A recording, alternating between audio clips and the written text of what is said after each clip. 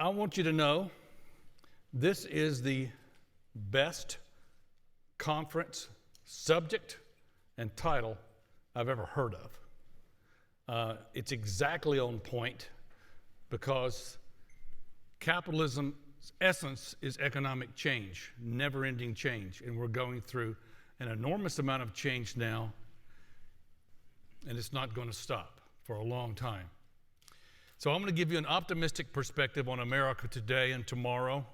The easiest way to get to optimism for you is two ways. Read Capitalism, Socialism, and Democracy, which is this thick, by Joseph Schumpeter, or read the cliff notes from it, which I wrote, called Schumpeter in His Own Words, or just close the paper, turn off the TV, and look at what's going on around you that has nothing to do with politics. All right, I'm going to tell you my conclusions right up front here. America is not a country in long-term decline. We're not on the downslope of the rise and fall of nations as many people think. We're in the tumultuous phase of an economic and political cycle that has been with us for practically the history of the nation, at least the 1800s. The political rancor is normal, but it will subside and fast growth will return. It's about a 40-year cycle kicked off by revolutionary inventions such as railroads, electricity, microchip. These technologies bring economic booms, but also inequality, and inequality gives rise to social tension and populist politics that create uncertainty, slow growth, and make markets very volatile. Despite all the rancorous politics and the media outrage today, capitalism, though, is still marching onward to transform the U.S. economy and deliver a truly fantastic world for future generations. Indeed, the next big thing to drive markets is already here. It's just not hitting markets this decade.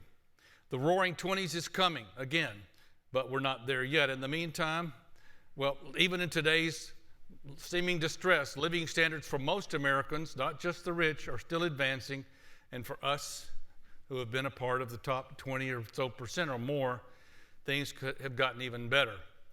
Last conclusion slide, upward mobility is still the norm. The formula for getting ahead in America is simple. Get educated, work, and otherwise make good choices, and you're virtually guaranteed a spot in the top 1% of global wealth.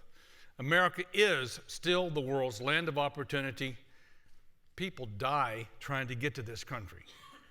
And it's the greatest country ever in the world by far. Be glad you live here, expect good things for the future, and invest as an optimist. There's more money to be lost by not planning for the good times ahead than by not hunkering down for some coming calamity. So be careful not to get caught up in today's news and miss the underlying economic transformation, once again revitalizing America. Here's my outlines, 5 quick parts. We're going to look at optimists versus pessimists and decide who's right. Second of all, I'm going to give you a history lesson. I could do 3 of these for 3 different periods. 1 is enough. I go over the period of America during the spread of railroads, very much like today, even more rancorous than today. And then we'll turn to today's age shift out of the information age and into, I'll show you. Then we'll look at the living standards of the great masses of people in America today, and I'll prove to you these are the good old days, which will be surpassed by tomorrow. I'll give you a peek into the future and talk about the return of the Roaring '20s briefly.